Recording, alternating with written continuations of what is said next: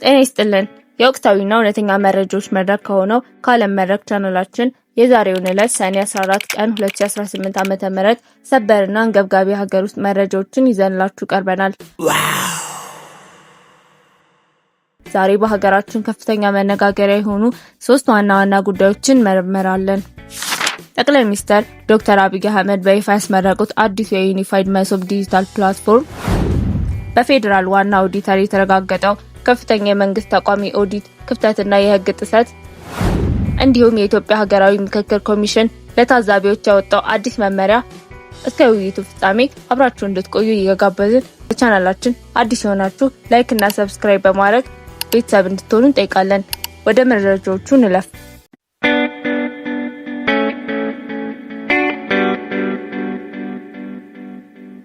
የመጀመሪያው መረጃችን በሀገራችን የዲጂታል ትራንስፎርሜሽን ላይ የተመዘገበ ትልቅ ስኬት ነው።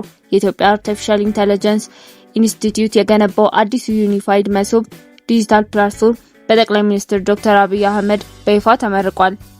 ይህ ፕላትፎርም መንግስት የህዝብ አገልግሎት አሰጣጥን ሙሉ በሙሉ በዘመናዊ የቴክኖሎጂና በአርቲፊሻል ኢንተለጀንስ ወይም AI የታገዘ ለማድረግ የተነደፈ ትልቅ መሰረተ ልማት ነው። የኢንስቲትዩቱ ዋና ዳይሬክተር ኢንጂነር ወርቁ ጋቸና እንደገለጹት መሶብ የሀገር በቀል ቴክኖሎጂ አቅምን ለማሳደግ በመንግስት አሰራር ውስጥ ግልጸኝነትና ተጠያቂነትን ለማስፈን ከፍተኛ እገዛ ያደርጋል ተብሏል። ዳታ መለዋወጥና መስራት ስላለበት ይሄ የሃርሞናይዜሽን ስራ በጣም እየተሰራ ነው ማለት ነው። ሌላው እንግዲህ ይሄ ዳታ መተዳደር መቻል አለበት። የዳታ ገቨርናንስ ሬጉሌሽን እየተሰራ ነው። ወደ ሁለተኛው መረጃችን ስናልፍ በመንግስት መስሪያ ቤቶች ውስጥ ያለበቂ ማስረጃና ከህግ አግባብ ውጪ የተተገበሩ ክፍያዎችን ጨምሮ በርካታ የህግ ጥሰቶች መፈጸማቸውን የፌዴራል ዋና ኦዲተር በኦዲት ማረጋገጡን አስታውቋል። በወጣ ይፋዊ መግለጫ መሰረት በተለያዩ የመንግስት ተቋማት በተፈጸሙ የፋይናንስና የአሰራር ግድፈቶች ምክንያት ከፍተኛ የኦዲት ክፍተት ተገኝቷል። ይህ የመንግስት ጥሰት በመንግስት ሀብትና ንብረት ላይ እያደረሰ ያለውን ተጽዕኖ ከፍተኛ በመሆኑ ጥሰቱን በፈጸሙ አካላት ላይ ጠንካራ እርምጃ ሊወስዱ እንደሚገባ ሪፖርቱ አሳስበዋል። በስርዓት በፌዴራል መንግስት መስሪያ ቤቶች የሂሳብ አያያዝ መመሪያ ቁጥር 3/2003 እና በፌዴራል መንግስት የጥሬ ገንዘብ አስተዳደር መመሪያ ቁጥር 5/2003 መሰረት መሆኑን ለማረጋገጥ ኦዲት ሲደረግ በሁለት መስሪያ ቤቶች በጠቅላላው 111214 ከ81 የጥሬ ገንዘብ ጉድለት መኖሩ ታውቋል። የጥሬ ገንዘብ ጉድለት ከባለፈው ዓመት ጋር ሲነጻጸር ከ3.2 ሚሊዮን ወደ 111 ሺህ የቀነሰ ሲሆን ይህ ለውጥ የታየው የገንዘብ እንቅስቃሴ የኤሌክትሮኒክ የክፍያ ዘዴ አጠቃቀም ባህል በየተቋማቱ እየጨመረ መሄዱ አስተዋጽኦ አድርጓል። በመጨረሻም የኢትዮጵያ ሀገራዊ ምክክር ኮሚሽን ከሐምሌ 8 ቀን 2018 ዓ.ም ጀምሮ በሚካሄደው ታሪካዊ ሀገራዊ የምክክር ጉባኤ ላይ የሚሳተፉ ታዛቢዎች የሚመረጡበት ልዩ መመሪያ እንደሚያወጣ አስታውቋል።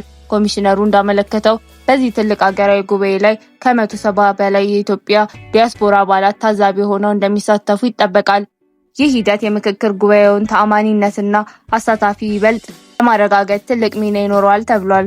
የተጠቀሱት አካባቢዎች ለዋናው ጉባኤ የሚወክሏቸውን መርጠው በመጠባበቅ ላይ ናቸው።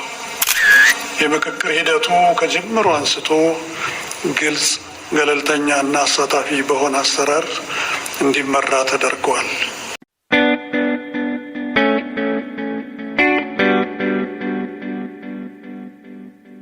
የተከበራችሁ የዓለም መድረክ ተመልካቾች ለዛሬ ያዘጋጀንላችሁ ትኩስ መረጃዎች እነዚህን ይመስሉ ነበር።